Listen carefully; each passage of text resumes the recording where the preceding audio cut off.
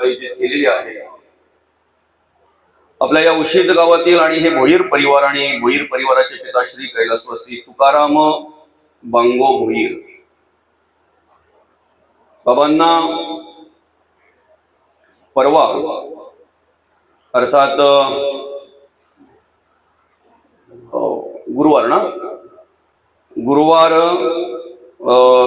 दिनांक 16 एप्रिल रोजी देवाज्ञा झाली आणि त्यांचं वृद्धापकाळाने निधन झालं आणि आज तिसरा दिवस, आज तिसऱ्या दिवसापासून या ठिकाणी आपण अनेक कार्यक्रमांचं आयोजन केलेलं आहे।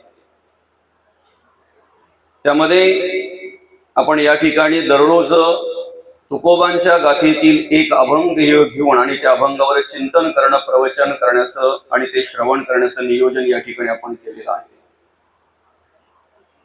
खरं तर भगवंताने या ठिकाणी आम्हाला मनुष्य म्हणून जन्माला घालत असताना अनेक प्रकारची इंद्रिये दिलेली आहेत। कान, नाक, त्वचा, डोळा, जीभ, हात, पाय अशा अनेक प्रकारची इंद्रिये दिलेली आहेत आणि त्या इंद्रियांकडून कर्म करत असताना, इंद्रियांकडून कर्म घडत असताना ती इंद्रिय मनाच्या अधीन आहेत। इंद्रिय मनाच्या अधीन आहेत। मन ज्याप्रमाणे सांगेल त्याप्रमाणे इंद्रिय कार्य करत असतात। मन ज्याप्रमाणे सांगेल त्याप्रमाणे इंद्रिय वागत असतात, बरं का। प्रत्येक गोष्ट भगवंताने आम्हाला चांगल्यासाठीच दिलेली आहे, चांगल्यासाठीच निर्माण केलेली आहे, आमच्या हितासाठीच निर्माण केलेली आहे। फक्त त्याचा वापर जर चुकीचा झाला तर मग मात्र त्याचं अनहित होतंय किंवा ते आम्हाला अनहितकारक ठरलं जातंय, बरं का। अर्थात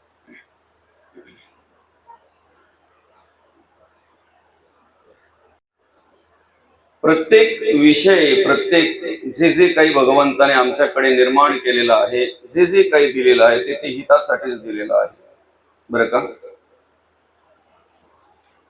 या शरीराला डोळे दिलेले आहेत, कान दिलेले आहेत, नाक दिलेलं आहे, हात पाय सगळ्या प्रकारची इंद्रिय दिलेली आहेत। ज्याने दिलेली आहेत तो सामर्थ्य देतो कार्य करण्यासाठी मौली, बरं का। कार्य काय करायचं आहे ते आपल्यावर अवलंबून आहे, आपल्या मनावर अवलंबून आहे। ज्याप्रमाणे आमच्या घरामध्ये अनेक प्रकारच्या वस्तू असतात, अनेक प्रकारची उपकरणं असतात आणि ती उपकरणं आम्ही चांगल्यासाठीच आणत असतो, आमच्या हितासाठीच आणत असतो, पण त्यांचा दुरुपयोग जर आमच्याकडून झाला तर कधीतरी ते आम्हाला अनहितकारकही ठरलं जातंय, बरं का। पंखा आणलेला आहे आम्हाला हवा मिळावी म्हणून, बल्ब आणलेला आहे उजेड मिळावा म्हणून, थंड पाणी मिळावं म्हणून फ्रीज आणलेला आहे, थंड हवा मिळावी म्हणून एसी असते, बरं का। अशी अनेक उपकरण आमच्या घरामध्ये असतात। ज्या वेळेला आम्ही ते वापरतोय, त्याचा वापर करतोय त्यावेळेला काही वाटत नाही, पण ज्या वेळेला ह्या उन्हाळ्यामध्ये, उन्हाळ्याच्या दिवसामध्ये अधिक वापर झाला म्हणून जेव्हा बिल विजेचं आमच्या हातावर पडतंय ना, तेव्हा मात्र डोळे आमचे वेगळे होतात असे, अरे बापरे एवढा वापर झाला म्हणून ना। तसं भगवंताने आम्हाला जे दिलेलं आहे ते आयुष्यभर पुरून उरेल एवढं सगळं सामर्थ्य दिलेलं आहे। प्रारब्धाने संचित बरोबर दिलेली आहे। क्रियमान कर्म करून त्याच्यामध्ये वाढवायचे की घटवायचं आमचं आमून ठरवायचं आहे। माचीस दिलेली आहे चूल पेटवण्यासाठी, स्वतःला आग लावण्यासाठी नाही।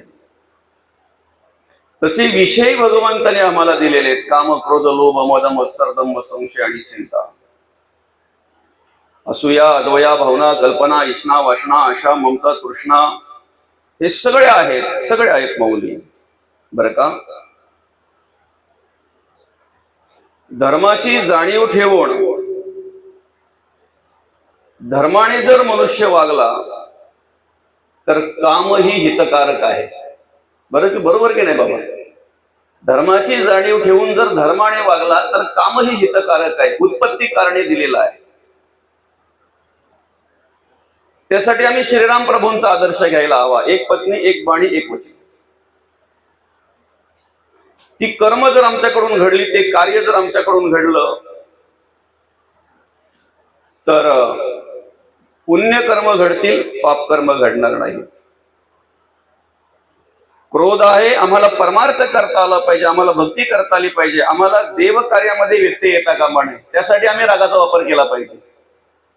धर्म कार्यामध्ये जर व्यत्यय येत असेल तर त्यासाठी आम्ही रागाचा वापर केला पाहिजे. त्या ठिकाणी त्या क्रोधाचा वापर केला पाहिजे. लोभ येथे असावा, मला अधिक श्रवण होईल का, मला अधिक भगवंताचं स्तवन करता येईल का, मला अधिक देव कार्य धर्म कार्य करता येईल का, इकडे लोभ असावा. म्हणजे प्रत्येक विषयाचा जर आम्ही वापर केला, प्रत्येक विषयाचा जर आम्ही विचार केला, तर धर्म आचरण करता करता, धर्माची जाणीव ठेवता ठेवता जर आम्ही कार्य केलं तर ते आमच्या हितकारक असतंय. मौली 4 प्रकारचा पुरुषार्थ आहे: धर्म, अर्थ, काम आणि मोक्ष. धर्म हा पहिला आहे, धर्म हा पहिला आहे. काम दुसरा आहे, धर्म अर्थ दुसरा आहे, काम तिसरा आहे, नंतर चौथा मोक्ष आहे. आम्ही प्रत्येक जण मोक्षाची अपेक्षा करत असतो, पण मोक्षाची अपेक्षा करत असताना आमचं धर्माचरण आहे का, आम्ही धर्म कार्य करतोय का, याचा विचार आम्ही केला पाहिजे.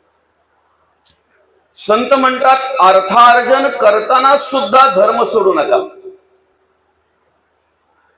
अर्थार्जन करताना सुद्धा धर्म सोडू नका. घाम गाळून, कष्ट करून, मेहनत करून जे आम्हाला आमच्या सद्बुद्धी प्रमाणे जे प्राप्त होत आहे ना, ते आम्हाला हितकारक असते. धर्म सोडू नका. धर्म सोडून केलेलं अर्थार्जन तुम्हालाही सुख देणार नाही आणि पुढच्या संततीलाही सुख देणार नाही, पुढच्या संततीलाही सुख देणार नाही. म्हणून अर्थार्जन करताना धर्म सोडू नका.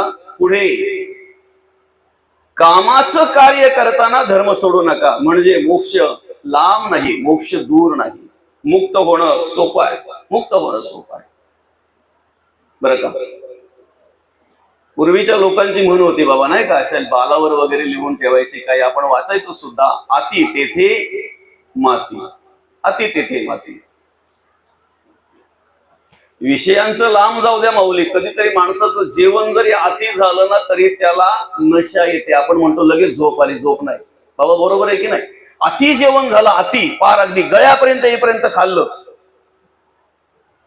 आणि मग त्याला बघा ते असं एकदम हे होत आहे ना, नशा आल्यासारखी वाटते ती. तो ते लगेच सुस्ती आली, मला खूप जेवण झालं ना, लगेच मला सुस्ती आली. कुठल्याही गोष्टीचा ज्या वेळेला अतिवापर होतो ना, त्या वेळेला ते अनहितकारक ठरलं जातंय, पाप घडलं जाते. काय म्हटलेलं आहे?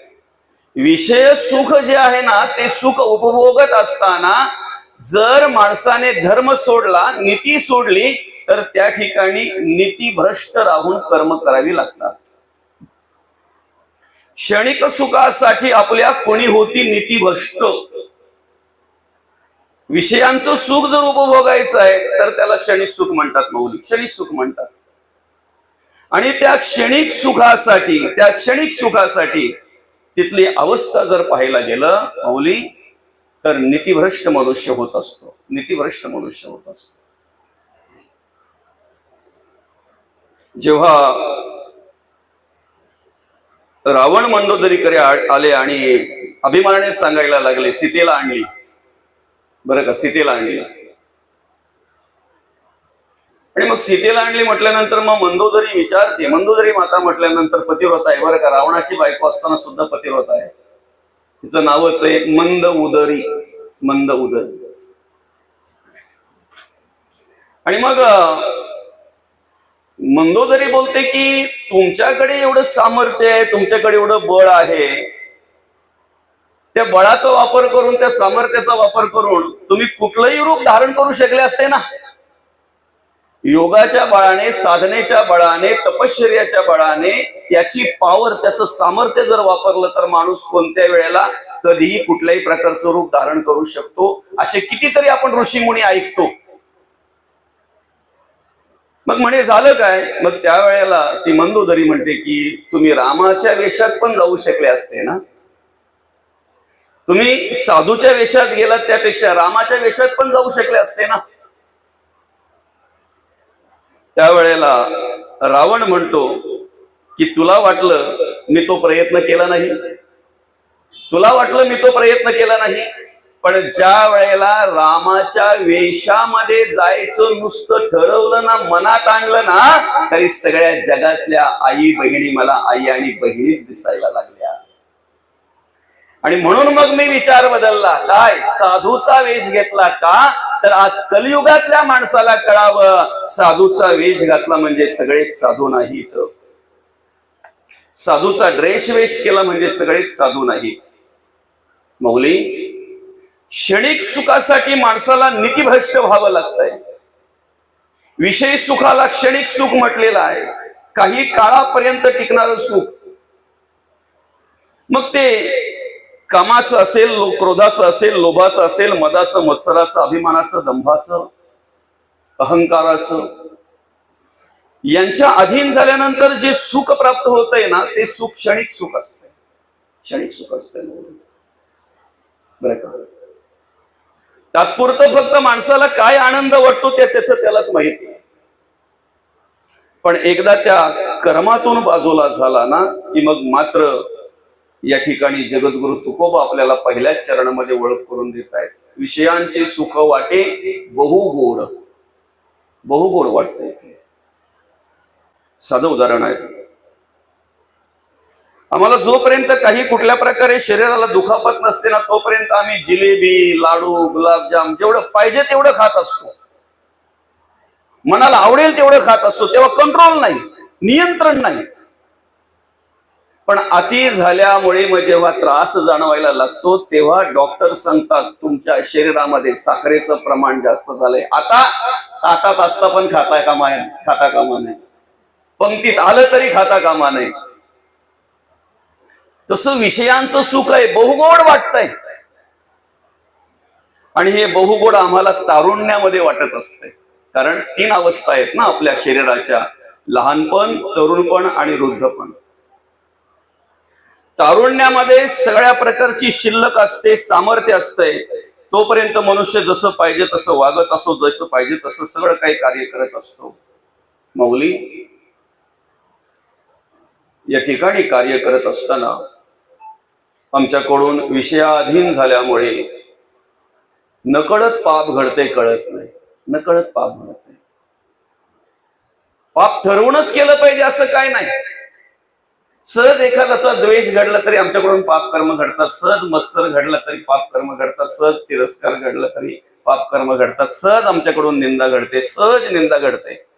सहज बसता बसता, बोलता बोलता लगेचच आम्ही बोलून जातोय आणि बडबडून जातोय, पण आम्हाला माहिती नाही की हे पाप आहे. बरं का? आम्ही एकांतात जरी कधी बसलो ना, तरी पण स्वतःचा विचार करत नाही. अधिक करून विषयाधीन झालेला मनुष्य, विषय सुखासाठी उत्सुक झालेला मनुष्य हा इतरांचा अधिक विचार करत असतो. पण आम्हाला कळत नाही की दुसऱ्याला खोदलेला खरडा, दुसऱ्याला पाडण्यासाठी खोदलेला खरडा, त्या खरड्यामध्ये आम्हाला पहिले उतरावं लागतंय, आम्हाला पहिले उतरावं लागतंय. त्याचा स्पर्श पहिले आम्हाला होत असतो. जे नको ते विचार आमच्या अंतःकरणामध्ये येतात ना, स्पर्श करतात ना, ज्या वेळेला स्पर्श करतात ना, त्याच वेळेला ते पाप जोडलं जातंय, त्याच वेळेला जोडलं जातंय ना. बरं का? असं म्हणतात चुकीला माफी नाही, नाही का बाबा? चुकीला माफी. इकडे बोर्डामध्ये वायर लावता लावता जर थोडी जरी आमची चुकी झाली तरी लगेच तिथलं तिथे झटका भेटतो. तसं ह्या कलियुगामध्ये कर्म करत असताना जरा जरी चुकी भेटली, जरा जरी चुकी झाली तरी तिथल्या तिथे लगेच झटका. काय झटके ते पुढच्या चरणांमध्ये सगळे सांगितलेले आहेत. बरं का? पुढच्या चरणांमध्ये सगळे सांगितलेले काय झटके आहेत ते. पण तत्पूर्वी आम्ही विचार केला पाहिजे की ज्या वेळेला आम्ही दुसऱ्याविषयी वाईट चिंतन करतो ना, त्यावेळेला आमचं आपोआप वाईट होत असतंय. ज्या वेळेला आम्ही दुसऱ्याविषयी चांगलं चिंतन करतोय ना, त्यावेळेला आमचं आपोआप चांगलं होत असतंय, आपोआप चांगलं होत असतंय. कुंभारीण काकू एक आणि एक शेतकरी माळीन काकू, दोघींची मैत्री. आणि कधीतरी पडघ्याचा बाजार असू द्यात, कधीतरी टिटोळ्याचा बाजार असू द्यात, कधीतरी वासींचा बाजार असू द्यात, त्या दोघी एकत्र जायच्या. कुंभार काकूच्या बरोबर चापामध्ये मडकी असायची आणि जी शेतकरी माळी काकू होती, माळीन काकू होती, तिच्याकडे भाजीपाला असायचा. मेथीच्या जुड्या, शापूच्या जुड्या, त्याच्यानंतर आपल्या पालकच्या जुड्या, कोथिंबीरच्या जुड्या, असं ते सगळं पालेभाज्या असायच्या. बरेच दिवस बरेच ठिकाणी बाजारला जाता जाता त्यांनी दोघींनी असा विचार केला की दोघींकडे ओझं असतंय.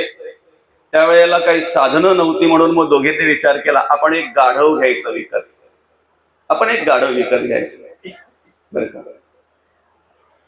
आणि मग गाढव विकत घ्यायचं ज्या वेळेला त्यांनी ठरवलं त्यावेळेला घेतलं त्यांनी, दोघी मिळून एक गाढव घेतलं. आता मात्र त्यांचा डोक्यावरचा ओझा कमी झाला. मग त्यांनी काय केलं, एका साईडला मडकी ठेवायची आणि दुसऱ्या साईडला पालेभाज्या ठेवायचा, दोघांचा समान वजन होईल अशा प्रकारे त्या पाठीवर लादायचं. रोज काय व्हायचं माहितीये का माऊली, ज्या बाजूला भाजीपाला असायचा त्या बाजूला माळीन काकू चालायची आणि ज्या बाजूला मडकी असायची त्या बाजूला कुंभार काकू चालायची. पण एक दिवशी नेमकं काय झालं, त्या भाजीपाल्याच्या बाजूला कुंभारीण काकू आली आणि मडक्यांच्या बाजूला ती मालीन काकू चालायला लागली. कारण दोघींच्या मनामध्ये काही नव्हतं त्या वेळेला. पण जरा त्या पालेभाज्या ज्या होत्या त्या गाढवाने बघितल्या आणि जरा ते गाठोडं थोडं पुढे सरकल्यामुळे सहज त्याची मान मागे करून पुरेल अशा प्रकारे त्याला वाटलं आणि त्याने हळूचकन एक ती पालेभाज्याची जी काही जुडी होती ती खायला सुरुवात केली. कुंभारीण काकू बोलते पाहते पण मनामध्ये विचार आला, जाऊ दे खातोय ना, तिचं नुकसान होईल, माझं काय होणार आहे. एक एक करता करता ज्या वेळेला निम्म्या जुड्या खाल्ल्या आणि इकडचं वजन कमी झालं, इकडचं वजन कमी झाल्याबरोबर तिकडे मडकी धबाक्कन खाली पडली. इकडे जुड्या तरी थोड्याफार राहिल्या पण मडकं एकही राहिलं नाही. आमच्या आयुष्याचं गणित असंच आहे. विषयांचे सुख वाटे बहुगोड. इतरांची निंदा करायला आम्हाला आनंद वाटतो, इतरांचा मत्सर करायला आम्हाला आनंद वाटतो, इतरांचा द्वेष करायला आम्हाला आनंद वाटतो, कारण आमची स्तुती आम्हाला आवडते, आमची निंदा आम्हाला आवडत नाही, आमची निंदा आम्हाला आवडत नाही. मौली, हे विषय सुख आहे, हे विषयांचं सुख आहे. आम्ही जेवढं दुसऱ्याविषयी वाईट चिंतन करू ना त्याचं काही होत नाही. ज्याच्याविषयी चिंतन करतोय त्याचं काही होत नाही, काही होत नाही. पापाला वाटेकरी आम्ही होतोय, पापाला वाटेकरी आम्ही होतोय.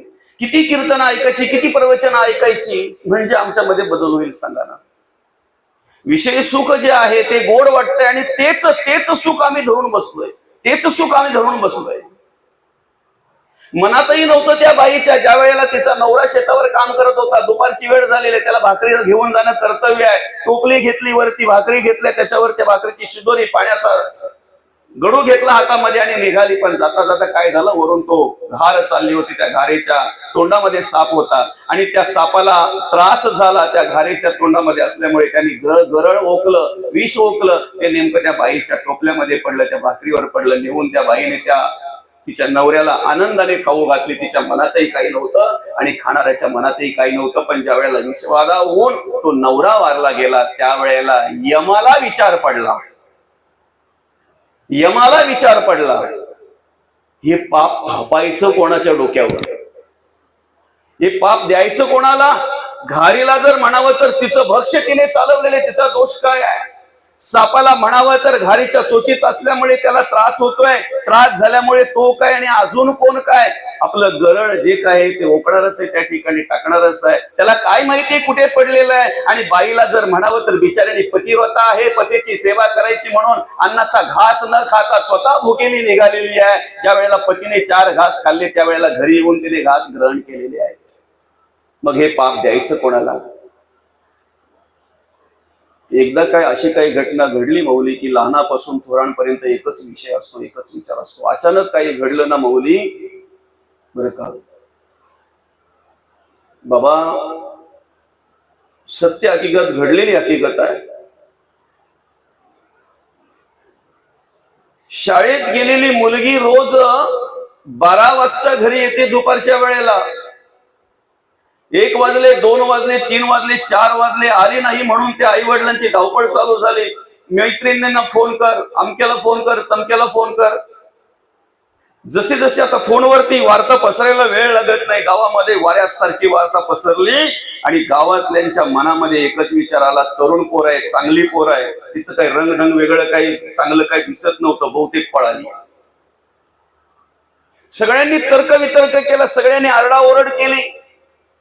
2-4 तासामध्ये जी वार्ता पसरू नये ती वार्ता, जी मुखातून येऊ नये ते यायला लागलं. आई वडील बिचारी मुलगी आलेली नाही म्हणून चिंताग्रस्त झालेली आहेत, का आली नसेल याचा विचार करतायत. बर का, त्या मुलीला चक्कर येऊन शाळेमध्ये पडलेली, तिच्या मैत्रिणींनी तिला दवाखान्यामध्ये दाखल केलेली. ज्या मैत्रिणींनी दवाखान्यामध्ये दाखल केलेली, घरे माहीत नव्हते की ती मैत्रिणी आहेत त्यांच्या आणि त्यांचे नंबर होते, त्यांच्याशी संपर्क साधू शकले नाहीत किंवा त्या मैत्रिणी घरपर्यंत संपर्क करू शकल्या नाहीत. ज्या वेळेला 7 वाजता ती मुलगी व्यवस्थित होऊन त्या मैत्रिणी तिला गावात घेऊन आल्या, त्यावेळेला तिला ऐकायला मिळालं की इकडे संपूर्ण जागी सर्वांनी काय ठरवलं, मुलगी पळून गेली. आई वडील विचारग्रस्त झाले. आई वडिलांच्या कानामध्ये शिस होता व गरम अशा प्रकारे त्रास व्हायला लागला. लोक जशी जशी बोलतायत तसा तसा त्रास व्हायला लागला.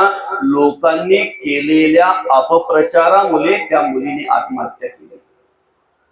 निर्दोष असलेल्या मुलीने आत्महत्या केली. समाजाने त्या मुलीला आत्महत्या करायला लावली. एखादा विषय घडला ना मौली, चांगलं काही घडलं ना, त्याचा प्रचार लवकर होत नाही, पण वाईट काही घडलं की त्याचा अपप्रचार लगेच घडला जातो. कारण आम्हाला विषय सुख आवडते, पुन्हा एकदा निंदा, नालिस्ती, द्वेष, मत्सरी आवडते. आणि म्हणून मग यमदूत फिरायला लागले. कोणाच्या माथ्यावर ते पाप द्यायचं त्यासाठी. नाशिकेत मध्ये ऐकलं आपण, काय मामा, यमदूतांना सांगतात ना, जा जरा बघा काय चाललंय ते, दूतांना सांगतात ते. आणि मग यमदूत फिरायला लागल्यानंतर सगळं कॉन्ट्रॅक्ट त्यांच्याकडे. बरं का, मारिती झोडीती निष्ठुर यमाचे किंकर बहुसाल. कोणाला न्यायचंय ते सांगत असताना त्यांनी सांगितलेले यमाने, जे विषयाधीन झालेले, जे विषय सुखामध्ये रममाण झालेले, जे अधर्माने वागतात, जे अनितीने वागतात, त्यांना तुम्ही आणायचंय. कसं आणायचंय? मारी जोडी तोडीत निष्ठुर. निष्ठुर म्हणजे त्यांना दयामाया नाही. तिथे अवस्था अशी दाखवली की तुम्ही बेशुद्ध पडलात तरी पुन्हा एकदा पाणी बिनू मारून तुम्हाला शुद्धावर आणून पुन्हा एकदा मारायला सुरुवात करणार ते. यमाचे किंकर निष्ठुर, मारी ती जोडी ती तोडी ती. आणि त्या यमाच्या दूतांना सांगितलं यमाने, जा जरा कोणी भेटतंय का बघा पापाला वाटेकरी. त्या गावात आल्याबरोबर नाक्यावर चर्चा तीच, घरोघरी चर्चा तीच, पायऱ्यांच्यावर बसलेल्यांची चर्चा तीच, आणि शाळेत जाणाऱ्या लहान लहान मुलांची सुद्धा चर्चा तीच. किती भेटले असतील बरं पापाला वाटेकरी, मला सांगा. दूतांना एवढा आनंद झाला की आनंद होऊन ते सांगायला गेले यमाला, अहो तुम्ही तर 1-2 सांगितले होते पापाला वाटेकरी कोणी आहे का, इथे 100 भेटले पापाला वाटेकरी, 100. निंदा करणारे, ती चर्चा करणारे. काय चर्चा? बाईनेच काहीतरी केला असेल, बाप्याचा काहीतरी, तिचा काहीतरी झाला असेल, तिनेच काहीतरी केला असेल. कोणाचा काय तर कोणाचा काय, काय काय तर्क वितर्क करतात. आणि म्हणून मौली, ही वाईट कर्म जर आमच्याकडून घडली, पाप कर्म जर आमच्याकडून घडली, तर मग त्याच्यासाठी मांडलेला आहे पुढे अवघड यमदंड. यमदंड म्हणजे काय तर बघा, जो चुकतो त्याच्यासाठी खाली पण यम आहे आणि वर पण यम आहे. काय, ज्याची लाईट मीटरवर आहे ना त्याला काही टेन्शन नसतो, पण ज्याचा आकडा आहे ना